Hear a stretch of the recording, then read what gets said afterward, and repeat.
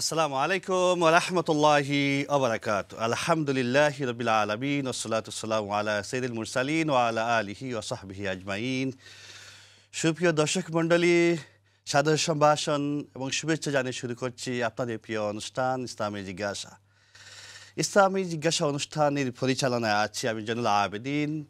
পৃথিবীর যে প্রান্ত থেকে আপনারা যুক্ত হয়েছেন আপনাদেরকে জানাই আন্তরিক কৃতজ্ঞতা। দর্শক মণ্ডলী, ইসলাম চ্যানেল বাংলা অন স্কাই 784-এ আপনাদের এই প্রিয় অনুষ্ঠানটি দেখে থাকেন প্রতি সোমবার, বুধবার এবং শুক্রবারে। আলহামদুলিল্লাহ, আপনাদের প্রিয় অনুষ্ঠানের মধ্য দিয়ে আপনারা বিভিন্ন প্রশ্নের উত্তর খুঁজে পান, বিভিন্ন ইসলামের বিষয়াদি নিয়ে আপনারা বিশিষ্ট ইসলামী চিন্তাবিদগণের কাছ থেকে আপনারা আলোচনা শুনে থাকেন। আলহামদুলিল্লাহ, আপনারা অনেক উপকৃত হন। আল্লাহ রাব্বুল আলামিনের অশেষ কৃপা, অশেষ দয়া, আমরা প্রতি সবসময়ই ইসলামী জিজ্ঞাসা অনুষ্ঠানটি আমরা পরিচালনা করে থাকি। আমরা সেই জন্যই আজকেও সেই ইসলামী অনুষ্ঠানে শুরু করছি এবং সাথে সাথে আল্লাহ রাব্বুল আলামিনের কাছ থেকে শুকরিয়া জ্ঞাপন করছি। আলহামদুলিল্লাহ। সম্মানিত দর্শক মণ্ডলী, আশা করি আপনারা ভালো আছেন, সুস্থ আছেন। আপনাদের সুস্থ থাকা, ভালো থাকা সবসময়ই আমরা কামনা করি। আজকে হজ নিয়ে আলোচনা করতে চাই। হজ আপনারা জানেন, মক্কাতুল মুকাররমা, মদিনাতুল মুনাওয়ারা, হারামাইন শরীফানে যখন আমরা যাব, অনেকেই আল্লাহ রাব্বুল আলামিন এই বছর যাবার জন্যে সিলেক্ট করেছেন। দয়ুফুর রহমান হিসাবে আল্লাহ রাব্বুল আলামিন আপনাদেরকে কবুল করবেন। সেই হজে যাবার জন্যে আমরা অনেক প্রিপারেশনের ব্যাপার আছে, অনেক মাসলাইল জানার বিষয় আছে। সেই কারণেই আল্লাহর মেহমান হিসাবে যখন আমরা যাব, তখন কী কী নিতে হবে আমাদের সাথে করে, কীভাবে গিয়ে আল্লাহ রাব্বুল আলামিনের কাছে গিয়ে হাজির হব, লাব্বাইক আল্লাহুম্মা লাব্বাইক, সেই যখন বলবো আমরা উপস্থিত হয়েছি, তখন অত সুন্দরভাবে আপনাকে প্রেজেন্টেবল হতে হবে, অত্যন্ত সুন্দরভাবে আল্লাহর কাছে গিয়ে আপনার দাঁড়াতে হবে এবং আল্লাহ যে বিষয়গুলো নিতে বলেছেন, কোরআন শরীফ যে বিষয়গুলো এসছে, হাদিস শরীফের মধ্যে যে বিষয়গুলো আসছে, সেই বিষয়গুলো নিয়ে আপনার হাজির হতে হবে। রাসূল সাল্লাল্লাহু আলাইহি ওয়াসাল্লাম বলেছেন, খুযু আন্নী মানাসিকাকুম। আপনি, রাসূল বলেছেন, আমার কাছ থেকে শিখে নিয়ে বুঝে নিয়ে তুমি হজের জন্য রেডি হয়ে যাও। সুতরাং আমরা সেই বিষয়গুলি করতে চাই ইসলাম জিজ্ঞাসা অনুষ্ঠানের মধ্য দিয়ে। আজকে আপনাদের সামনে যাকে নিয়ে এসছি, যিনি আমন্ত্রিত অতিথি হিসেবে এসছেন, আপনার সকলের সুপরিচিত ব্যক্তিত্ব, যাকে আপনারা সবসময় দেখে থাকেন, বিশিষ্ট টিভি উপস্থাপক এবং স্কুল অফ কোরআনের প্রিন্সিপাল শেখ মোহাম্মদ এহিয়া আনসারী। আসসালামু আলাইকুম। ওয়ালাইকুম আসসালাম। কেমন আছেন? আলহামদুলিল্লাহ। ভালো আছেন? আলহামদুলিল্লাহ। আপনি কেমন আছেন? আলহামদুলিল্লাহ, খুব ভালো আছি। আপনাকে আজকে ইসলামী জিজ্ঞাসা অনুষ্ঠানের প্রোগ্রামে ফার্স্ট আপনার পদার্পণ, সেজন্য অনেক অনেক আমরা খুশি হয়েছি এবং দর্শকরা নিশ্চয়ই খুশি হবে ইনশাআল্লাহ। আপনার কাছে আসবো, তার আগে আমাদের স্ক্রিনের যে নাম্বারে দর্শকরা কল দিবেন, অনেকেই জানেন, মুখস্থ আছে, অনেক মুখস্থ থাকা সত্ত্বেও বলে যান, আমিও মাঝে মাঝে বলে যাই। সেই নম্বরটা আবার বলে দিতে চাই, 0203-874-6784। এই নম্বরে কল দিয়ে আপনাদের মূল্যবান প্রশ্ন করতে পারবেন ইনশাআল্লাহ। হজ রিলেটেড প্রশ্ন করতে পারবেন এবং অন্যান্য বিষয়, ইসলামের যে কোনো বিষয়াদি নিয়েও আপনার প্রশ্ন করতে পারবেন। শেখ উত্তর দেওয়ার জন্য সর্বোচ্চ চেষ্টা করুন ইনশাআল্লাহ। শেখ, শুরুতেই আপনার কাছে আসতে চাই, আমরা হজে বাংলাদেশে এবং বিভিন্ন অঞ্চল থেকে, বিভিন্ন দেশ থেকে হজের ফ্লাইট শুরু হয়ে গেছে। অনেক প্রিপারেশনের ব্যাপার সেপারও আছে। অনেকেই প্রিপারেশন নিয়ে হজে চলে গেছেন, অনেকেই প্রিপারেশন ছাড়াও গেছেন, এমনও আছে। যেহেতু সাথে মুআল্লিম আছেন, মুআল্লিম সাহেব বলবেন এই করা সেই করা, এইভাবেই অনেকে মানে কনফিডেন্ট নিয়ে গেছেন। কিন্তু আপনি কি বলবেন, হজের প্রস্তুতি কি হতে পারে এবং কি দিয়ে যাওয়া উচিত সেখানে? আপনি এই বিষয়ে যদি শুরুতেই আপনার নসিহত সহকারে যদি আলোকপাত করেন ইনশাআল্লাহ। জাযাকুমুল্লাহু খায়রান। আলহামদুলিল্লাহ ওয়াসসালাতু ওয়াসসালামু আলা রাসূলিল্লাহ সাল্লাল্লাহু আলা সাইয়্যিদিনা ওয়া নাবিয়িনা মাওলানা মুহাম্মাদিন আবদুহু ওয়া রাসূলুহু।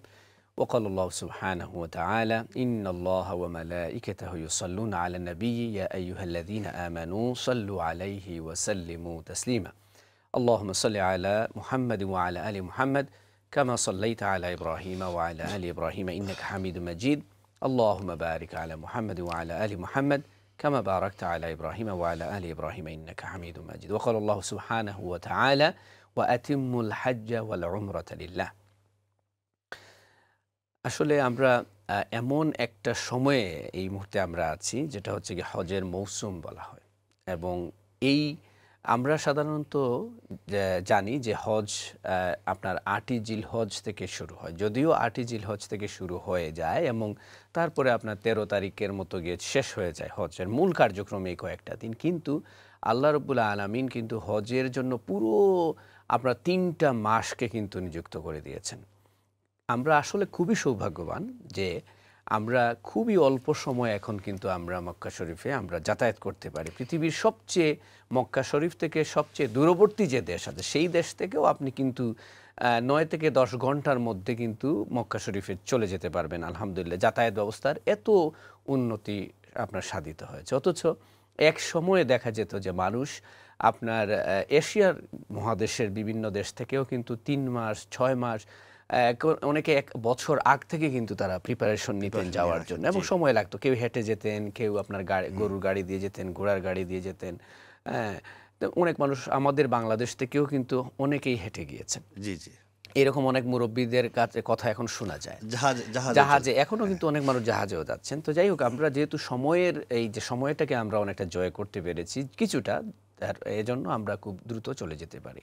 তো এই ৩টা মাসকে কিন্তু দেখেন শুধুমাত্র যুলকায়দা এবং যুলহিজ্জা কিন্তু নয়, এর আগের যে মাসটা যে আপনি জানেন শাওয়াল মাস থেকে কিন্তু আমাদের কি হয়ে যায় এই হজের প্রিপারেশনটা আস্তে আস্তে শুরু হয়ে যায় এবং আল্লাহ রাব্বুল আলামিন এই সময়টাকে কিন্তু পুরো আপনার মুহররম পর্যন্ত কিন্তু বিস্তৃত করেছেন। যুলকায়দা, যুলহিজ্জা এবং আপনার এই যে মুহররম, এই জন্য কোরআনে কারীমের মধ্যে কিন্তু আল্লাহ রাব্বুল আলামিন ৪টা মাসকে কিন্তু সম্মানিত করেছেন। এর মধ্যে হচ্ছে এই ৩টা মাস একসাথে আসে, যুলহিজ্জা, যুলকায়দা, যুলহিজ্জা এবং মুহররম। আর আরেকটা মাসকে আল্লাহ সম্মানিত হয়েছে, সেটা হচ্ছে রজব মাস। তো রজব মানে অনেক দূরে আপনার হলো ঠিক রমজানের আগে রজব এই মাসটা আসে। এই ৩টা মাসকে কেন আল্লাহ রাব্বুল আলামিন সম্মানিত করেছেন? যে এই মাসে মুসলমানদেরকে ইভেন যুদ্ধ করা, বিগ্রহ করা, অন্য কাউকে মানে আঘাত করা কিন্তু হারাম করে দিয়েছেন। কেন? যাতে করে মানুষরা নির্বিঘ্নে আল্লাহ রাব্বুল আলামিনের বাড়িতে গিয়ে হজ করতে পারে। তো এই আলহামদুলিল্লাহ আপনারা কিন্তু জীবন জিজ্ঞাসা বা এই প্রশ্ন উত্তরে কিন্তু এই হজের ইসলামী জিজ্ঞাসা প্রোগ্রামে আপনারা অনেক হজের ব্যাপারে আপনারা শুনেছেন। আজকে প্রিপারেশনের জন্য যেহেতু আমরা ইউকে থেকে সাধারণত ম্যাক্সিমাম হয়তো আমরা ২ থেকে ২.৫ সপ্তাহের জন্য আমরা যাই। অত লম্বা সময় আমরা যাই না। পৃথিবীর অন্যান্য দেশ থেকে আপনারা দেখবেন যে জয়নুল ভাই, আপনি দেখবেন যে কেউ মিনিমাম ১ মাস, অনেকে ১.৫ মাসের জন্য যান, মিনিমাম আপনার মাসের উপরে, কেউ 45 ডেজ, কেউ 60 ডেজ জন্য কিন্তু বিভিন্ন দেশ থেকে কিন্তু তারা যান। তো যেহেতু অনেক প্রিপারেশনের ব্যাপার আছে, আমরা সর্বপ্রথম যে প্রিপারেশনটা হলো সেটা হলো যে আপনার একজনের উপর আমরা যদি এই বিষয়টা একটু বুঝতে পারি যে হজ কাদের উপর ফরজ হয়ে যায়। জেনারেলি সাধারণত কোনো ইবাদত ফরজ হতে গেলে প্রথমত ৩টা জিনিস লাগে। একজন মুসলমান হতে হবে এবং প্রাপ্তবয়স্ক হতে হবে এবং সুস্থ জ্ঞান সম্পন্ন থাকা। এটা হইতেছে একেবারে যে কোনো একটা ইবাদত, শুধু হজ না, আপনার নামাজ বলেন, রোজা বলেন, অন্যান্য ইবাদত বা শরীয়তের কোনো হুকুম কারো উপর আপনার যখন অর্পিত হয়, প্রথম এটা হচ্ছে ৩টা। তো এটা হজের ক্ষেত্রে আসবে যে একজন মুসলমান হতে হবে, তিনি পূর্ণ প্রাপ্তবয়স্ক হতে হবে এবং সজ্ঞানে থাকতে হবে। তারপরে হলো যে তৃতীয় যেটা হলো গিয়ে তার এতটুকু পর্যাপ্ত পরিমাণ তার সম্পদ থাকতে হবে খরচ করার মতো যে তিনি হজে যাওয়া থেকে আসা পর্যন্ত তার পার্সোনাল খরচ, হজের খরচ প্লাস পাশাপাশি উনার যে ফ্যামিলি রয়েছেন উনার ফ্যামিলি পর্যন্ত ভরণ পোষণটা দেয়া, মানে উনি আসার আগ পর্যন্ত। এবং আরেকটা হলো কি যাতায়াতের রাস্তা। তো এই মানে 5টা জিনিস যখন আপনার দেখা যাবে আপনার মিট করবে, তখনই কিন্তু আপনার উপর হজ কিন্তু ফরজ হয়ে যায়। তাহলে এইখানে যেমন আমরা হজ তো যদি আমরা ইউকে থেকে আমরা মিনিমাম 2 থেকে 3 সপ্তাহের জন্য করি, তাহলে আপনাকে এই সময়ের মধ্যে আপনার ফ্যামিলিকে নিরাপদে আপনি রেখে যেতে হবে। দ্বিতীয়ত হচ্ছে যে আপনার স্বাস্থ্য, অনেকে আজকাল আমরা ইউকেতে যারা আছি তারা কিন্তু মেজরিটি মোর দেন 50% কিন্তু হয় ডায়াবেটিস, তাহলে ব্লাড প্রেশার, অথবা মানে অনেক ইয়াং মানুষ, মানে আমাদের মতো বয়সের অনেকের কিন্তু এই সমস্ত রোগ কিন্তু এখন হয়ে গেছে। তো এগুলো আপনি আগে প্রিপারেশন আপনার নিতে হবে, কারণ ওইখানে কিন্তু গরম বেশি, ইউকের থেকে মানে সম্পূর্ণ বিপরীত আবহাওয়া এবং খুবই কষ্টদায়ক। যখন আপনি মিনাতে যাবেন, আপনার মিনিমাম মিনা থেকে গিয়ে কিন্তু হজের যাত্রাটা কিন্তু শুরু হয়। তো সেখানে আপনার যদিও অনেক টেন্টগুলোতে এসি টেসি তারা লাগে, কিন্তু তারপরেও আসলে অনেক মানুষ গাদাগাদি করে আপনার পাশাপাশি, অনেক সময় ঘুম আসে না, অনেক সময় মানুষের সমস্যা হয়। এই জন্য আগ থেকে আপনার একটা প্রিপারেশন নেওয়া, যে শারীরিকভাবে আপনি যদি হজে যাওয়ার যখন নিয়ত করে ফেলেছেন আগামী বছর, জি, জি। আগ থেকে এটা একটা প্রিপারেশন নেওয়া, যাতে আপনি শারীরিকভাবে আপনি সুস্থ থাকেন। কারণ অনেক মানুষ দেখা যায় যে হজে যাওয়ার পরে অসুস্থ হয়ে যান, এবং অনেক মানুষ কিন্তু কিছু কিছু মানুষ মৃত্যুবরণ করেন, আল্লাহ কবুল করেন তাদেরকে। তো এই জন্য একটু প্রিপারেশন নেওয়া। সেকেন্ড হইতেছে গিয়ে যে আপনার সবচেয়ে গুরুত্বপূর্ণ, যেহেতু হজটা আল্লাহ রাব্বুল আলামিন ফরজ করেছেন জীবনে আমাদের জন্য একবারের জন্য। জি, আল্লাহ জি। রাসূল সাল্লাল্লাহু আলাইহি ওয়াসাল্লামকে একজন সাহাবী সাল্লাল্লাহু প্রশ্ন আলাইহি ওয়াসাল্লাম। করেছিলেন যে উনি প্রশ্ন করেছিলেন কয়বার হজ ফরজ? রাসূল সাল্লাল্লাহু আলাইহি ওয়াসাল্লাম বললেন, তোমাদের উপর আল্লাহ হজ ফরজ করে দিয়েছেন। জি, তখন জি। ওই সাহাবী বললেন যে তাকে কি প্রত্যেক বছর করতে হবে? আল্লাহ রাসূল চুপ থাকলেন। আবারও জিজ্ঞেস করলেন, চুপ থাকলেন। এরকম জি, তিনি জি। ৩ বার জিজ্ঞেস করেন। রাসূল সাল্লাল্লাহু আলাইহি ওয়াসাল্লাম বললেন, পরে বললেন, আমি যদি হ্যাঁ বলতাম তাহলে তোমাদের প্রতি প্রত্যেক বৎসরই। বছরই তোমাদের হজ করতে হতো। চিন্তা করেন যে এখন রাসূল সাল্লাল্লাহু আলাইহি ওয়াসাল্লাম বললেন যে তোমাদের জন্য, তিনি বলছেন সাহাবীদেরকে বলছেন তোমাদের জন্য প্রত্যেক বছর কষ্টদায়ক হয়ে যেত। চিন্তা করেন আরবের লোক, হ্যাঁ, তারা তো মদিনা থেকে তো মক্কা বেশি দূরও জি, না, চাইলে প্রতি বছরই কিন্তু করতে হয়। আমাদের মতো মানুষ মুসলমানদের তো কষ্ট হতো না, কষ্ট হতো খুবই ডেফিনেটলি। কষ্ট হতো। এই জন্য আল্লাহ রাব্বুল আলামিন এটা আমাদের জন্য জীবনে একবার ফরজ করে দিয়েছেন। এবং আমরা আমরা বিশেষ করে যে হানাফি মাযহাবটা বা অবলম্বন করি, ইমাম আবু হানিফা সহ অনেক বড় বড় উলামাদের মতে হলো ফরজ হওয়ার সাথে সাথে আপনি আদায় করে ফেলতে হবে। জি, এর জন্য প্রিপারেশন আপনি আগ থেকে ওই সময় কিন্তু নিয়ে নিতে হবে, আপনি যাতে বিলম্ব না করেন। যদিও অন্যান্য রাসূল সাল্লামের জীবনেই এই প্র্যাকটিসটা আছে অনেক সাহাবীদের, যে তারা হজ যখন ফরজ হয়েছে পরে করেছেন।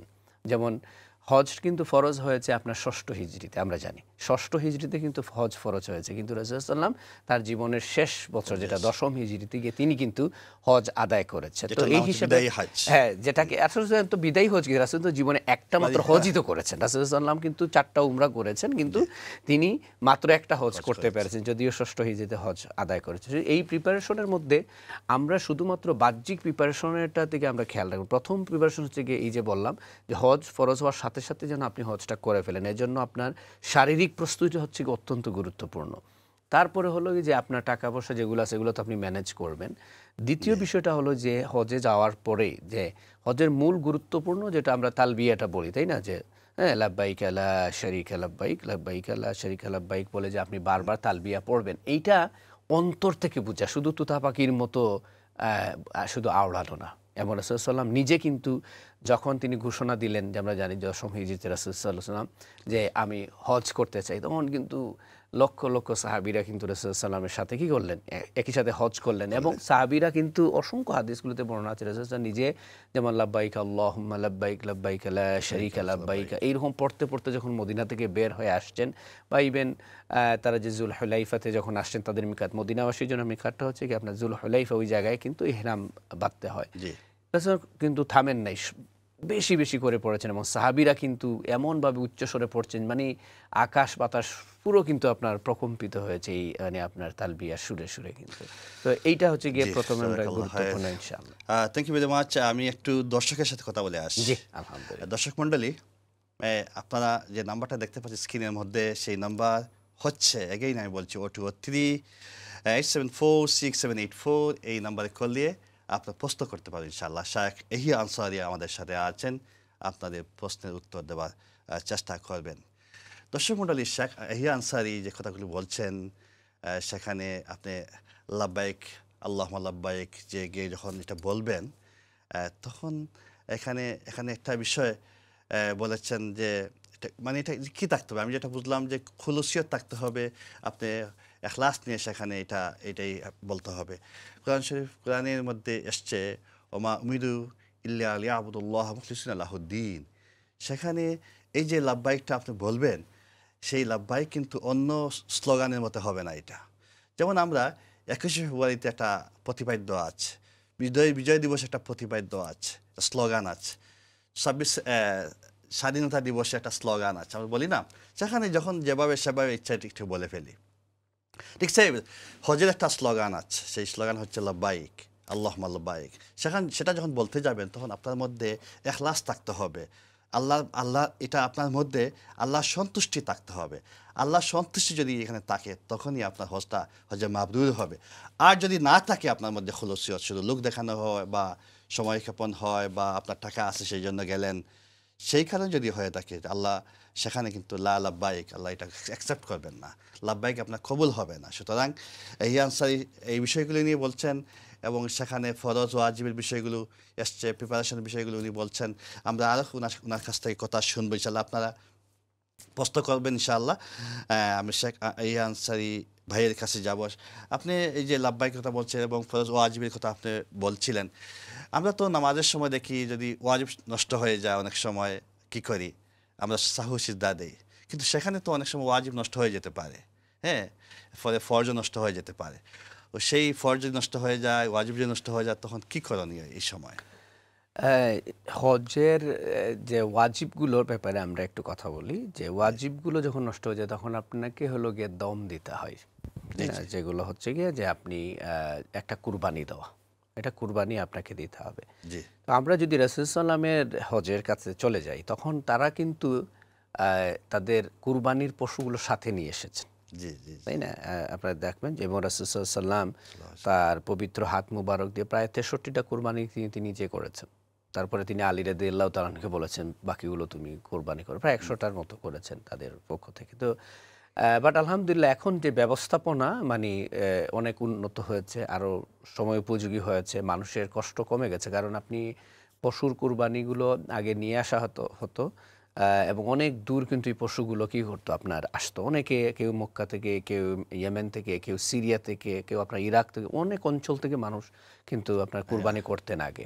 জি, মানে এই কুরবানি পশুগুলো তাদের সাথে কিন্তু নিয়ে আসতেন। তো এখন যেহেতু এটা সহজ হয়ে গেছে আমাদের জন্য, তো এখন এটা আপনি যদি কুরবানি না মানে এটা দমে শুকুর বলা দম, নাকি? হ্যাঁ, হ্যাঁ, তো আপনি দম মানে আমি ওটা কুরবানির কথা বলছি যে এটা দম কুরবানি ওই মানে উঠতে বলা হয়, ওই জি, যেহেতু মানে আল্লাহর রাস্তায় জবাই এটা করা, দিরিয়ে হ্যাঁ। দেওয়া, বিলিয়ে দেওয়া, এই জন্য এটাকে আমরা কুরবানি বা স্যাক্রিফাইস বলে থাকি। দমটা হচ্ছে যে এই দমের মানে পারিভাষিক অর্থটা হচ্ছে যে আপনি একটা পশু, এটা দুম্বা অথবা ভেড়া অথবা যে কোনো অথবা উট, আপনার সামর্থ্য অনুযায়ী আপনি কি করেন আল্লাহর রাস্তায় বিলিয়ে দেবেন, এটাকে দম বলা হয়। দম মানে হচ্ছে রক্ত প্রবাহিত করা। তো এটা রক্ত প্রবাহিত করা, যে আল্লাহর কাছে আপনার কান্নাকাটি করা এবং আল্লাহর কাছে মাফ চাওয়া। আচ্ছা, জি, জি। এবং আসলে খুব কম আপনার আসলে ভুলগুলো হয়, তবে ওয়াজিব অনেক ক্ষেত্রে হয়ে যেতে পারে। মানে হজের ফরজগুলো তো মাত্র লোকে আমাদের এটা তো আর সীমিত কয়েকটা জিনিস, সেখানে এইটা তো আর ভুল হয় না। কিন্তু ওয়াজিবগুলো যখন আমাদের ছুটে যায় অবশ্যই সাথে সাথে মনে রাখতে হবে। এবং এটা হয়ে যায় অনেক সময়, যেমন আপনি হয়তো মিনাতে গিয়েছেন, কয়টা পাথর মেরেছেন আপনি ভুলে গেছেন, তাই না? অথবা আপনি মাথা মুন্ডন একটু আগে করে ফেলেছেন, আপনি হয়তো কুরবানি করেন নাই। তো এই মানে অনেক সময় এগুলা হয়ে যায়। তো এগুলা আসলে মানে এজন্য যখন আমরা এই যে প্রিপারেশনের প্রশ্নটা আপনি যেহেতু জি, জি। করেছিলেন, প্রিপারেশনের মধ্যে এটা খুবই গুরুত্বপূর্ণ নলেজ, যেটা আমি পরবর্তীতে আসতে চেয়েছিলাম, যে আপনি নলেজটা হলো গিয়ে আমাদের গ্যাদার করা সবচেয়ে বড় ইম্পর্টেন্ট। যেহেতু এটা একবার করতে হয় হজটা, জি, রাসূল সাল্লাম বলেছেন কেউ চাইলে অনেকবার করতে পারে, বাট একবার হজ করাটা হচ্ছে গিয়ে আপনার জন্য ফরজ। ফরজ, জি, জি, যখনই আপনি যদি বারবার করেন এটা আলহামদুলিল্লাহ, জি। কিন্তু একবার যেহেতু করবেন জীবনে, তখন এটা আপনি ভালো করে জেনে বুঝে কিন্তু করতে হবে। করতে এই হবে, জন্য জি। নলেজটা আগে নিতে হবে, যে এই নলেজটা যে কী নলেজ, যে ফরজ ওয়াজিবগুলো যেগুলো আছে এগুলো পুঙ্খানুপুঙ্খভাবে আপনার মুখস্থ করে নিতে হবে। এটা ওইখানে গিয়ে আর মুখস্থ করার সময় নাই, সময় আপনি নেই। আগ থেকে প্রিপারেশন কিন্তু নিয়ে নিতে হবে। জি। যেহেতু এটাতে ভুল হওয়ার সম্ভাবনাটা বেশি হয়, কেন হয়? যেহেতু জীবনে আমরা একবার করি, হজটা তো আমরা বারবার করি না। হ্যাঁ, হ্যাঁ, যারা আগে উমরা করে না হয়তো তাদের জন্য একটা প্র্যাকটিস হিসাবে হয়। আগে উমরা করতে পারলে তো ভালো। আল্লাহ রাব্বুল আলামিন নিজেই বলেছেন ওয়াতিমুল হাজ্জা ওয়াল উমরাতা লিল্লাহ। তো উমরা বারবার করলে এটা কিন্তু আরেকটা বড় ফজিলত, আমরা সবাই জানি। তো হজের জন্য খুবই গুরুত্বপূর্ণ হলো আমাদের সবার জন্য যে আগে থেকেই কিন্তু আপনি প্রিপারেশনের মধ্যে আপনার নিতে হবে। এজন্য আপনি প্রত্যেক আমাদের ইউকেতে যে সমস্ত ভাই বোনেরা যান, অনেক মসজিদগুলোতে বা ইসলামী প্রতিষ্ঠানগুলোতে কিন্তু আপনারা দেখবেন আপনার হজ সেমিনার করা হয়, সিম্পোজিয়াম করা জি, হয়। জি, এগুলোতে অবশ্যই যেন তারা উপস্থিত হয়। জি। আপনারা জানেন যে ইসরোর মসজিদ সহ আমাদের মেনর পার্ক মসজিদ বলে, নীলফোর্ডে বলে, যে সব মসজিদগুলোতে কিন্তু প্রত্যেক বছর হজের জন্য কিন্তু হজ আলাদা তালিম করে হয়। তালিম দেওয়া হয়। তো পুরো দিনব্যাপী, কোনো জায়গায় 2 দিন 3 দিন পর্যন্ত দেওয়া হয়। এগুলোতে জানে আমরা, এটা হচ্ছে একটা। দ্বিতীয় হলো, যেহেতু এখন আমাদের মোবাইল ডিভাইস আমাদের হাতে হাতে, বা আমাদের সবার ঘরে কিন্তু এখন স্মার্ট টেলিভিশন, জি, জি। সো বা এবং ইসলাম চ্যানেলে তো আলহামদুলিল্লাহ আছেই, অনেক হজের ব্যাপারে অনেক গাইডেন্স, অনেক টিপসগুলো দেয়া হচ্ছে। এগুলো বারবার শোনা, এগুলো যত বারবার দেখবেন এবং শুনবেন, তাহলে দেখবেন তখন আপনার ভুল করার সংখ্যাগুলো আপনার কমে আসবে, কমে আসবে, জি। একবারে কমে আসবে। তো এই জন্য সিনসিয়ার থাকতে হবে, আল্লাহর কাছে দোয়া চাইতে হবে যাতে ওই সময় গিয়ে যাতে আমরা ভুল না করি। নামাজ দেখেন আমরা প্রত্যেক দিন 5 বার পড়ি, তারপরেও দেখেন অনেক সময় কিন্তু ভুল হয়। মানে হয় না, জি মানুষ জি তো জি আমরা জি মানুষ জি ভুল হয়ে যায়।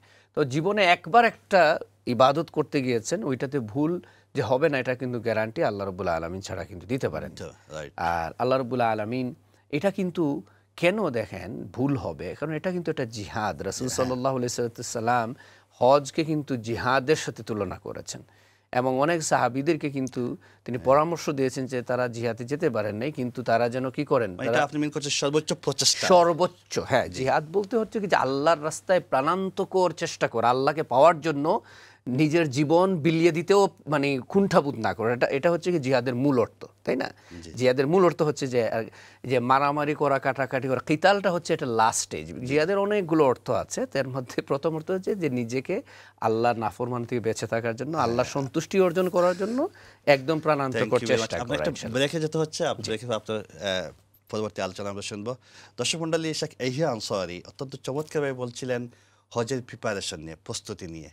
আপনি সেখানে গিয়ে কিভাবে যাবেন, কি করবেন, এবং হজের ফরজ ছুটে গেলে কি হবে, ওয়াজিব নষ্ট হয়ে গেলে কি হবে, সে বিষয়গুলো নিয়ে আলোচনা করছে। সেগুলো খুবই অত্যন্ত উপকারী একটা বিষয়, সেগুলো আমাদের জানা দরকার। আমরা ছোট্ট একটা ব্রেকে যেতে হচ্ছে, ব্রেকে আমরা ফিরবো। ততক্ষণ আপনার সঙ্গে তখন will be going to short break. জাযাকুমুল্লাহ খায়রান।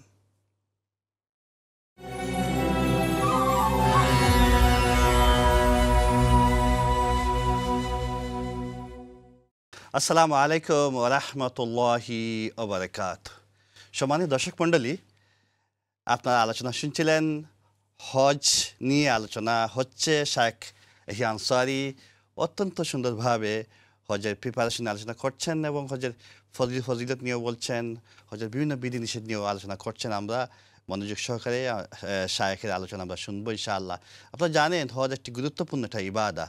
এই হজের ব্যাপারে পবিত্র কোরআন মাজিদে এসছে, একটা সূরা এসছে। কিন্তু এখন বুঝেন কতটুকু গুরুত্বপূর্ণ সেই হজ। হজ হচ্ছে ইসলামের পঞ্চম একটি বিধান, অন্যতম একটা বিধান। সেই হজটাকে আমরা যখন বাস্তবায়ন করতে যাব, জীবনে যখন সেই হজটা আমাদের উপর ফরজ হবে, তখন কিন্তু অনেক দায়িত্ব, অনেক রেসপন্সিবিলিটি কিন্তু নিয়েই কিন্তু হজ করতে হবে এবং অনেক বিষয়গুলো কিন্তু জেনেই হজ করতে হবে। যেটা শেখ আলোচনা করছিলেন, আমরা শেখের কাছে আলোচনা শুনবো ইনশাল্লাহ। ততক্ষণ আপনার সঙ্গে থাকবেন এবং শেষ পর্যন্ত থাকবেন। আমি স্ক্রিনে যে নাম্বারটা দেওয়া আছে সেই নাম্বারটা আবার বলে দিতে চাই, 0238746784। এই নাম্বার কল দিয়ে আপনার প্রশ্ন করতে পারেন ইনশাআল্লাহ। শেখ, thank you very much for your time. আপনাকে একটি প্রশ্ন করতে চাই, সেটি হলো, আমরা তো হজের প্রিপারেশনের করবই, হজ প্রিপারেশন প্রস্তুতি নিব এবং হজের তিনটা ফরজ আমরা জানি, যেটা আপনি আলোচনায় বলছিলেন কিছুটা। ফরজের মধ্যে একটা ফরজ হচ্ছে ইহরাম বাঁধা, ঠিক না? তো ইহরাম বাঁধতে গিয়ে আমরা অনেক সময় মিস্টেক করে ফেলি। কেউ আছে এয়ারপোর্টে ইহরাম বাঁধেন, কেউ আছে পাশাপাশি নিয়ত আছে এখানে, কেউ আছে ফ্লাইটে ওঠার পরে ইহরাম বেঁধে ফেলেন, কেউ আছে অনেক সময় ফ্লাইটে ওঠার পরে ঘুমিয়ে পড়েন, মিকাত ক্রস হয়ে যায় অনেক সময়। এই ক্ষেত্রে যদি মিকাত ক্রস হয়ে যায়, তখন কি নিয়ত অথবা ইহরাম বাঁধতে পারবে, বা এই সময় হুকুমটা কি হতে পারে যদি আপনি বলেন? যেহেতু এই বিষয়টা জাযাকাল্লাহ খুবই গুরুত্বপূর্ণ আসলে এটা, যেটা হজের প্রিপারেশন বা জি আল্লাহর ঘরে যাওয়ার আগের মূল কাজটা হচ্ছে কি এটাই। এই জন্য আমরা যদি রাসূল সাল্লামের জীবনে আমরা চলে যাই দেখি এবং সাহাবীদের জীবনে, তারা কিন্তু ইহরাম নরমালি বাঁধার আগে কি করতেন, তারা আগে পাক পবিত্র হতেন। প্রথম হচ্ছে যে পাক জি পবিত্র হয়েছেন, তারপরে তারা ইহরামটা বেঁধে তারা 2 রাকাত নামাজ আদায় করেছেন। যেহেতু রাসূল সাল্লামের জীবনে তিনি একবারই হজ করেছেন, তাদের আপনার মিকাত ছিল এটাকে যুলহুলাইফা জি বলা হয়। এখন একটু নামটা একটু পরিবর্তন হয়েছে। তো ওই দিকে আসার আমরা যারা ইউকে থেকে আমরা যাই, আমরা যেহেতু আমাদের ইয়ালামলাম যেটা, ঠিক আছে, যেহেতু আমরা ইয়েমেনের ওই ইয়েমেনবাসীদের জন্য হলো মানে মূলত ছিল আপনার ইয়ালামলাম জায়গাটা। ইয়ালামলাম। তো ওই জায়গা থেকে আমরা কিন্তু হলো গিয়ে আমরা অতিক্রম করার আগে কিন্তু আমাদেরকে কিন্তু ইয়ে করতে হবে। এজন্য আমরা কিন্তু পরামর্শ দিই সবসময় যে আপনি যারা ইউকে থেকে যাচ্ছেন, কেউ হয়তো বার্মিংহাম, কেউ হয়তো মানে লন্ডনে এসে যাচ্ছেন, আমরা কিন্তু এয়ারপোর্টেই কিন্তু এই ইহরামটা আপনি বেঁধে নেন। চাইলে কিন্তু ঘরে বেঁধেও কিন্তু আপনি এহরামটা করে ফেলতে পারবেন। যদি এইটা করেন তাহলে এই যে প্রশ্নটা আপনি যেটা করেছেন এইটার যে প্রবলেমটাতে কিন্তু আমরা কি করে বেঁচে যাই, কারণ আপনি জি, আগেই নিয়ত করে ফেলেছেন, জি, জি, জি, আগেই ইহরামটা বেঁধে ফেলেছেন। কিন্তু অসুবিধা হলো ইহরাম যখন আপনি বেঁধে ফেলবেন, নিয়ত করে ফেলবেন, তখন আপনার হাজির যে যতগুলো নিয়ম আছে সেগুলো কিন্তু আপনার উপর কি হয়, জি। আপনার আরোপিত হবে। আর কারণ কি ইহরাম বাঁধা যেটা আপনার অনেক জিনিস হালাল জিনিসটা আছে সেটা আপনি করতে পারবেন না, তাই না? বিশেষ জি। করে আপনার সুগন্ধি ব্যবহার করা, আতর ব্যবহার করা শুরু করে এই কাজগুলো থেকে তখন এটা একটা অসুবিধা, যার কারণে দেখা যায় অনেকে আমরা ওয়েট করি, আমরা প্লেনে যখন আমরা চড়ি আমরা এই ঘোষণা করার আগ পর্যন্ত কিন্তু আমরা এইটা ইয়ে করি। তো এইটার ব্যাপারে হলো যেহেতু অনেক উলামায়েরা কিন্তু এই ব্যাপারে অনেকগুলো মতামত কিন্তু জি, জি, দিয়েছেন যে যদি কেউ এই রকম করে ইহরাম বাঁধার জন্য যদি নিয়োগ মানে ইয়ে করেন, তার যখনই এটা হচ্ছে প্রথম যে তিনি যখনই তার মনে হবে যে আমি তো ভুলে গিয়েছি, তিনি যেন ওই সময় কিন্তু ইহরামটা কিন্তু হ্যাঁ, বেঁধে নেন, বেঁধে নেবেন। বেঁধে জি, নেন। রাইট। কারণ এটা হচ্ছে কারণ ইহরামটা তো বাঁধতে হবে, ইহরাম ছাড়া তো আপনার মানে হজটা ইয়ে হবে না। যেহেতু তারা যুক্তিটা দিয়েছেন এই কারণে, যেহেতু তিনি ঘর থেকেই বের হয়েছেন ইহরামের নিয়ত করে, সুতরাং ওইটা আল্লাহর কাছে কি হয়েছে, অলরেডি গ্রহণীয় হয়ে গেছে। হয়ে গেছে, তিনি হ্যাঁ। যদি কোনোভাবে এটা দাম দিয়ে দেন ওই ক্ষেত্রে, তাহলে ওইটা তার আদায় হয়ে যাবে। এটা ছাড়া জাযাকাল্লাহ কোনো খায়ের, অসুবিধা হবে জাযাকাল্লাহ না। খায়ের। থ্যাংক ইউ ভেরি মাচ শায়েখ, অত্যন্ত সুন্দর বলেছেন। ইহরামের বিষয়ে যেহেতু আলোচনা হচ্ছে বা আপনি বলছেন, সেই বিষয়ে আরেকটি বিষয়টা অন্যদিকে নিয়ে একটা প্রশ্ন আপনার করতে চাই। ইহরামের কাপড় সাদা কাপড়, সেলাইবিহীন একটা কাপড়, এটি কিন্তু আমাদের মৃত্যুর সময় যে দাফনটা হবে, যে কাফনের কাপড় যাকে বলি, এই যে একটা সামঞ্জস্য, একটা সাদৃশ্য, সেইটা অনুভবটা কেমন হতে পারে, আপনি যদি এটা নিয়ে একটু যদি বলেন। আলহামদুলিল্লাহ। এটা আসলে খুবই এটা একটা যদি আমরা তাত্ত্বিক একটা ব্যাপার যে জি, দেখেন ইসলাম এমন একটা জীবন ব্যবস্থা যেটা আসলে একা কিন্তু পালন করা যায় না।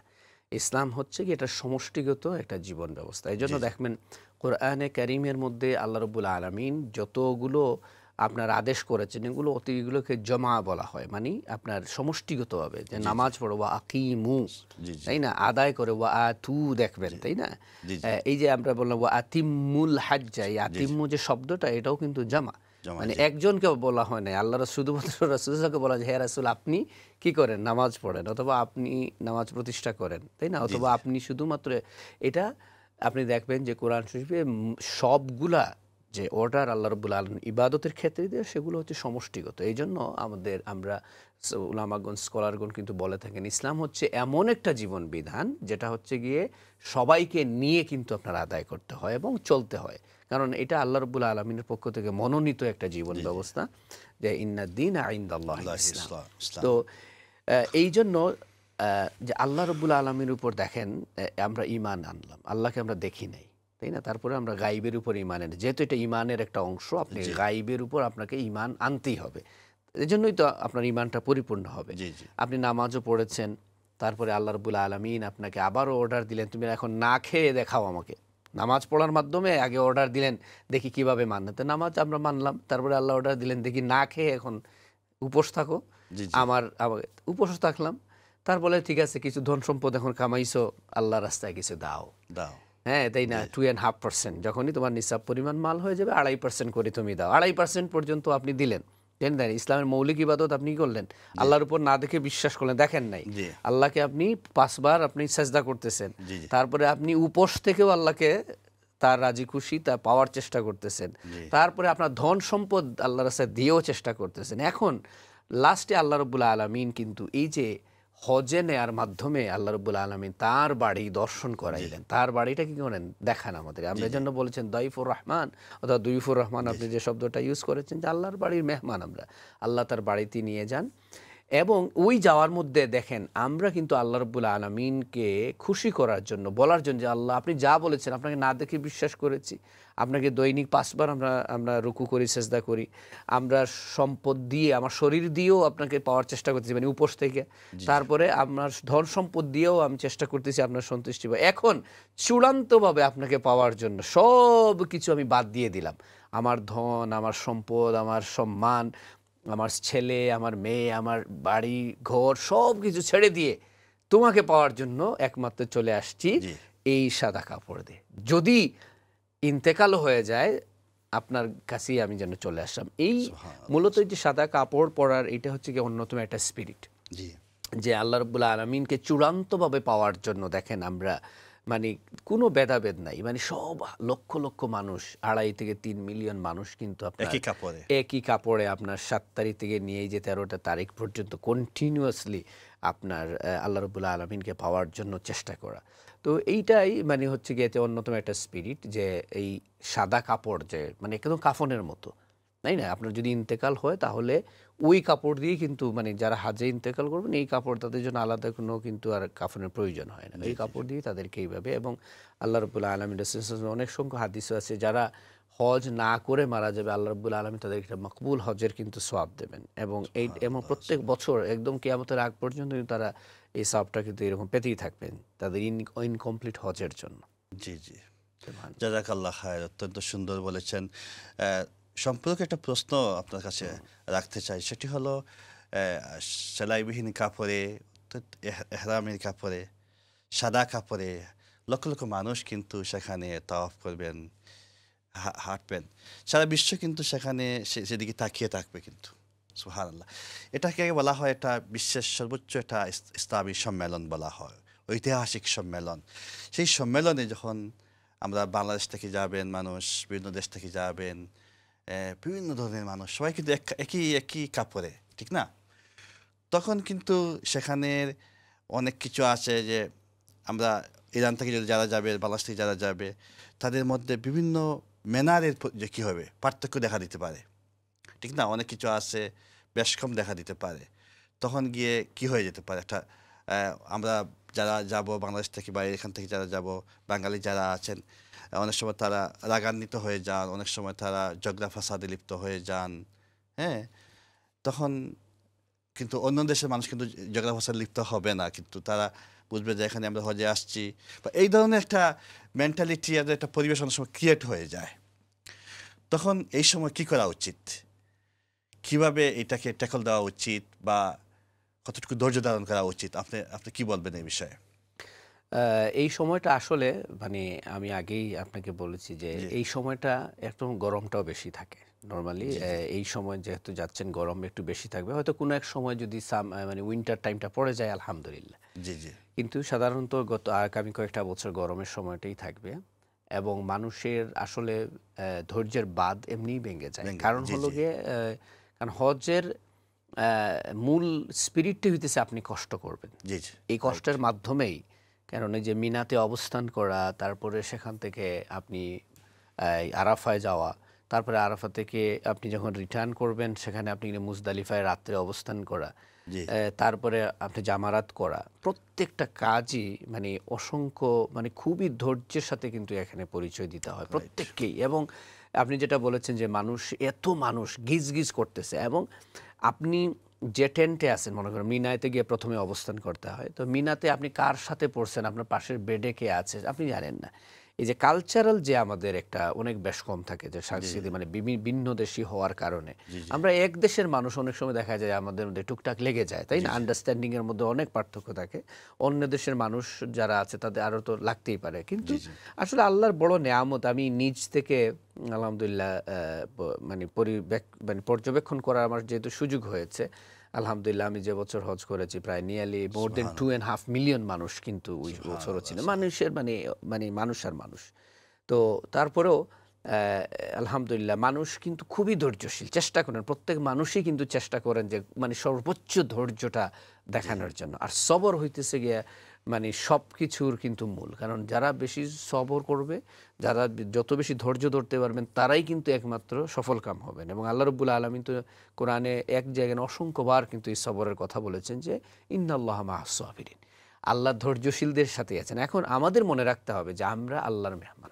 প্রথমত হচ্ছে যে আমি আল্লাহর মেহমান, আমি একটা ইবাদত করতে এসেছি, আল্লাহ রাব্বুল আলামিন আমাকে একবারের জন্য জীবনে হলো এই ইবাদতটা আমার জন্য ফরজ করে দিয়েছেন। সুতরাং আমি কিন্তু ইবাদতের মধ্যে ইহরাম করার অর্থ হচ্ছে, যেমন নামাজে যখন আমরা প্রবেশ করি ইহরাম, ঠিক নামাজে যেভাবে আমরা তাকবীর তাহরিমাটা বলি না, আল্লাহু আকবার, ওই ইহরাম বাঁধাটা হইতেছে এটাই, যে আপনি ইহরাম বেঁধে ফেলছেন, এর মানে হচ্ছে কি আপনি একদম তাওয়াফে জিয়ারত করা শেষ করার পরে গিয়ে যখন আপনি তাই আপনার আপনার হজটা আপনার কমপ্লিট হলো।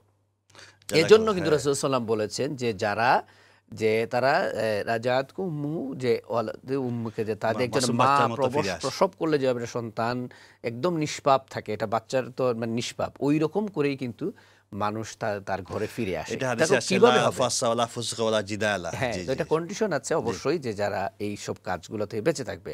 তো এখন যদি আপনি সর্বোচ্চ ধৈর্যের পরিচয় না দেন, আপনি কিন্তু আমরা যেভাবে নামাজের মধ্যে যত কষ্টই হোক, আপনার ব্যথা হোক, কষ্ট হোক, কেউ সালাম দেখ বা প্রবলেম হলো, আমরা কিন্তু নামাজ ভাঙি না। তাই নামাজটা কমপ্লিট করে তারপরে শেষ করি। তাই না? কেউ হয়তো আপনাকে ঠেলা দিতেছে, আপনি হয়তো নাকে গন্ধ পাচ্ছেন, কেউ হয়তো শাওয়ার করে নাই ঠিকমতো। মানে অত অনেক অসুবিধা হতে পারে। তারপরে আমরা নামাজ তো আমরা ভাঙি না। এটা কমপ্লিট করি। ঠিক একইভাবে জি। যে আমরা যখন ইহরাম বাঁধা বেঁধে ফেলবো, এরপর থেকে একদম শেষ করার আগ পর্যন্ত যত বাধা আসুক, যত সমস্যা আসুক, আমরা কিন্তু সবর আল্লাহর উপরে তাওয়াক্কুল করে যে মানে সবরের সর্বোচ্চ আমরা ধৈর্যের পরীক্ষা এখানে দৃষ্টান্ত দিতে হবে দেখাতে এবং হবে। তাইলে এখানে সম্ভব হবে। আপনাকে সেটা শেয়ার করতে চাই, সেটি হলো আমরা দেখি হজের সময় অনেক সময় দেখা যায় অনেক ইসলামিক স্কলারগণ হজে যান, বিভিন্ন শিল্পপতি হজে যান। দেখা যায় ঢাকাতে অনেক ফ্ল্যাট আছে, চিটাগাংয়ে ফ্ল্যাট আছে, এদেশে অনেক ঘর আছে। এরকম মানে সেই সময় কিন্তু অনেক মানে বলতে চাচ্ছি হাই প্রোফাইলের মানুষ কিন্তু সেখানে হজ করতে যান। সেখানে গিয়ে কিন্তু দেখা যায় অনেক সময় ছোট্ট একটি রুমের মধ্যে 5 জন 6 জন থাকতে হবে। কিন্তু ওনার কিন্তু বাড়িতে আছে ওনার বিশাল ফ্ল্যাট, বিশাল ঘর। তখন ওনার মনের মধ্যে কি নিয়ে আসা উচিত হবে যে আমি তো এখানে এসেছি, আমার কোনো ফ্ল্যাট নাই কেন? অথবা সেখানে উনি কী করবে, অনেকে আছেন তো আমি এখানে থাকবো কেন, আমার তো আর একটু বড় রুম হওয়া উচিত। এই ধরনের একটা প্রবলেম ক্রিয়েট বা একটা মেন্টালিটি ক্রিয়েট হয়ে যেতে পারে, বা সেটাকে নিয়ে আসা উচিত হবে। আপনি কি বলবেন? হ্যাঁ, এইটা আসলে মানুষ তো আমরা মানে আমরা তো মানুষের চাহিদার তো মানুষে আমরা সব সময় কিন্তু মানে আদত যেটা আমাদের হয়ে জি, যায় এটা আসলে ছোটানো খুবই মুশকিল। তবে যেহেতু আমরা হজের যত নিয়ত করে ফেলি এই বিষয়গুলো অবশ্যই আমাদের মনে রাখতে হবে এবং মনে রাখতে হবে যে আমরা জীবনে একটা বার যেহেতু আল্লাহ রাব্বুল আলামিনের মাঝে হজ ফরজ করে দিয়েছে, এটার জন্য আমরা ভালো করে আদায় করি। জি, জি, এগুলো থেকে যেন আমরা নিজেকে একটু দূরে রাখি, তাই না? জি, জি। যেরকম পরিবেশ পেয়েছি আলহামদুলিল্লাহ আমরা ওইটার উপরই সন্তুষ্ট থাকা। আলহামদুলিল্লাহ আলহামদুলিল্লাহ মনে করে ওইটার উপরে এগিয়ে আসতে হবে। কারণ হজের যে কার্যক্রমগুলো এগুলাই অর্থ হচ্ছে যে আপনি আরাম আয়েশ আপনার মানে আপনার স্ত্রী, আপনার সন্তান, আপনার সবকিছু বাদ দিয়েই তো আপনি এত দূর চলে গেছেন, জি, জি। তাই না? তো এই জন্য এই যে সামান্য যদি এখন অনেক সময় আপনি যেটা যদি ইঙ্গিত দিয়ে থাকেন এইরকম যে যে অনেক সময় আপনি যে ট্রাভেলসের মাধ্যমে গিয়েছেন অথবা এবার বা যে সমস্ত হজের ব্যবস্থাপনা আপনাকে যদি তারা বলে যে 5 স্টার রুম দিবে বা একটু জি, কম জি। সুন্দর ঘর দিয়েছে, থাকার একটু কম কমফোর্ট হয়েছে, এগুলো ফিসাবিলিল্লাহ আপনি ইয়ে করতে হবে, কনসিডারে নিয়ে আসতে হবে। কারণ আমরা জাযাকাল্লাহ, তো হ্যাঁ। এখানে তো আর আরাম আয়েশ করার জন্য আসেনি। আমরা এই হ্যাঁ, যে বললেন আপনি যে আমরা কাফনের কাপড় যে আমাদের ইহরামটা মানে সব কিছু নেই, সেলাইবিহীন কাপড় যে আমরা রেডি টু আল্লাহর সাথে মিলিত হওয়ার জন্য, সত্যিকার অর্থে আল্লাহর সাথে মিলিত হওয়ার জন্য প্রস্তুত হয়ে আমরা বলি যে লাব্বাইক আল্লাহুম্মা লাব্বাইক, যে আল্লাহ দেখেন আমার শরীরে কিচ্ছু নাই, কাফনের কাপড় এটা পরে কিন্তু চলে আসছে, শেষ সব কিছু আমার যা চাওয়া ছিল পাওয়া ছিল সব কিছু শেষ হয়ে গেছে আপনাকে পাওয়ার জন্য, আপনারটাকে আপনার চরণ মানে আমরা মানে আপনার কাছেই চলে আসছি। জাযাকাল্লাহ, জাযাকাল্লাহ। থ্যাংক ইউ ভেরি মাচ আশাক। দর্শক মণ্ডলী, স্পিরিচুয়াল যে প্রিপারেশন, মেন্টালি যে প্রিপারেশন এবং ফিজিক্যাল যে প্রিপারেশনটা, সেটা যদি আপনার না থাকে তখন আপনার জন্য আপনি ধৈর্যহারা হয়ে যাবেন। সেখানে যাওয়ার সময় যে আপনি যাই হন, আপনি ইউনিভার্সিটির উপাচার্য, আপনি ইউনিভার্সিটির একটা প্রফেসর, আপনি ইউনিভার্সিটি, আপনি একটা কলেজের প্রিন্সিপাল, আপনি শিল্পপতি, আপনার ঢাকা, চট্টগ্রাম, লন্ডনে বাড়ি আছে, গাড়ি আছে, সব কিছু আছে। সেখানে গিয়ে সেটা যদি মনের মধ্যে নিয়ে আসেন তাহলে কিন্তু আপনার হজ কিন্তু হজে মাবরুর হচ্ছে না। কিন্তু আল্লাহ বলে বলছেন যদি হজে মাবরুর হয়ে থাকে তখনই আপনাকে বলছেন জান্নাত জান্নাত জান্নাত দিবেন। জান্নাতের বিনিময়ে যদি আপনি হজের বিনিময়ে যদি আপনি জান্নাত পেতে চান তাহলে এই বিষয়গুলোকে আপনি খুব বেশি করে খেয়াল করতে হবে। শায়েখ এই বিষয়গুলো নিয়ে আলোচনা করছেন। আমরা হজের প্রিপারেশনে আছি। যদি কোনো প্রশ্ন আপনাদের থাকে, অনেকেই হয়তো বিভিন্ন তালিমের মধ্য দিয়ে, বিভিন্ন সেমিনার সিম্পোজিয়ামের মধ্য দিয়ে জানছেন বা বারবার জানার চেষ্টা করছেন। এইভাবে অসুবিধা নেই, যেভাবেই হোক আপনারা জানার চেষ্টা করেন। যদি আজকে ইসলামিক চ্যানেল এই যে ইসলামিক জিজ্ঞাসা অনুষ্ঠানে প্রতিদিনই প্রতি 3 দিন সপ্তাহে আপনারা এই হজ নেওয়ার সিরিজ আকারে শুনছেন, আপনারা সেই বিষয়গুলো নিয়ে অনেকে জানছেন ইনশাআল্লাহ। আমরা আমরা এটা আমরা ধন্য মনে করি যে আপনারা ইসলামী জিজ্ঞাসা অনুষ্ঠানের মাধ্যমে আপনারা জানতে পেরেছেন। আর যদি জানার কিছু থাকে, কোনো বিষয় প্রশ্ন থাকে, কল করতে পারবেন 0208038746 সেই নাম্বারে। শায়েখ, আমরা কিন্তু সময় কিন্তু আমাদের হাতে আর বেশি নেই, কিন্তু যতক্ষণ আছি ততক্ষণই আপনার সাথে আপনি আলোচনা চালিয়ে যাবেন ইনশাআল্লাহ। আমাদের হাতে only we have 4 minute left ইনশাআল্লাহ। আপনাকে আরেকটু প্রশ্ন করতে যাই, সেখানে তো আমাদের মা বোনেরাও যাবেন হজ করতে, তাদের জন্য অনেক পর্দার অনেক মেনটেন করা কষ্ট হয়ে যেতে পারে, যেহেতু সবাই পুরুষ মহিলা একসাথেই থাকবেন এখানে। এই পর্দার বিষয়টা যদি একটু আপনি কীভাবে ওনারা এটা মেনটেন করবেন একটু যদি আলোকপাত করেন। আলহামদুলিল্লাহ। তো একমাত্র হজের যে ব্যবস্থাপনার মধ্যে কিন্তু আল্লাহ রাব্বুল আলামিন, আমরা সাধারণত আমরা পর্দাটা যেটা বলতে মনে করি যে পুরুষ এবং মানে আপনি যেদিকে ইঙ্গিত দিয়েছে সেটা হলো যে পুরুষ এবং নারী যেহেতু একসাথে হাঁটবেন বা একসাথে ইয়ে হবে এইটা। তো এইটা যেহেতু এটা হজের একটা অংশ, তাই না, যে তাওয়াফ করা, তাই না, তাওয়াফ করাটা, তারপরে উকুফে আরাফা, তাই না, আরাফা এটাই হচ্ছে আল হাজ্জ ওয়াল আরাফা। তো আরাফার ময়দানে যখন আমরা অবস্থান করব তখন কিন্তু আসলে সবাই কিন্তু পুরুষ নারী, তারপরে একটা ব্যবস্থাপনা থাকে। আপনার প্রশ্নের উত্তরটা আমরা শুনবো, তার আগে একটি কল নিয়ে নিই। জি, আসসালামু আলাইকুম কলার। ওয়ালাইকুম সালাম হুজুর, ভালো আছেন আপনারা? আলহামদুলিল্লাহ, আলহামদুলিল্লাহ, আপনি ভালো আছেন? আমি একটা অর্থ জানতাম স্যার, মৌলানা খবর কাছ থেকে আর জি বলতে পারবো? জি জি বলুন বলুন। সৈয়দুল ইস্তেগফার তওবাটার অর্থখান জানতাম হুজুরের কাছ থেকে, আমি পড়তাম না। আল্লাহুম্মা আনতা রাব্বি লা ইলাহা ইল্লা আনতা খালাকতানি ওয়া সৈয়দুল ইস্তেগফার তওবার অর্থগুলা হুজুরের কাছে জানতাম। আমি টেপ করি, আমি মোবাইলে অর্থগুলা জানতাম হুজুরের কাছ থেকে। আসসালামু আলাইকুম ওয়া রাহমাতুল্লাহি ওয়া বারাকাতুহু। ওয়ালাইকুম আসসালাম ওয়া রাহমাতুল্লাহি ওয়া বারাকাতুহু। Thank you very much for your আপনার এই যে কোয়েশ্চেন বলা যায়, আপনি বা একটা সাইদুল ইস্তেগফার অর্থ জানতে চাচ্ছেন। Thank you very much. কিন্তু শেখ, আমাদের হাতে সময় কিন্তু একেবারে কম। আপনি আগে বলছেন 3 মিনিট। আচ্ছা, ওই প্রশ্নটা যেটা আপনি বলছিলেন, তো এই ক্ষেত্রে আমাদের মা বোনদের আলহামদুলিল্লাহ প্রাথমিক একটা পর্দা যেটা আছে যে আমাদের মা বোনেরা তারা ফেস ঢাকা ছাড়া তারা কিন্তু হিজাবটা পরতে পারে। বিফোর দ্যাট জাস্ট একটা টাচ যদি করেন এই সাইদুল ইস্তেগফার নিয়ে একটু। সাইয়্যিদুল ইস্তেগফার হচ্ছে গিয়ে সবচেয়ে মানে গুরুত্বপূর্ণ একটা দোয়া, যেটা রাসূল সাল্লাল্লাহু আলাইহি ওয়াসাল্লাম, যদিও সাইয়্যিদুল ইস্তেগফার নামে এটা হাদিসের মধ্যে আসে নাই, বাট আমাদের উলামা স্কলারগণ এটাকে সাইয়্যিদুল ইস্তেগফার নামে ঘোষণা করেছেন।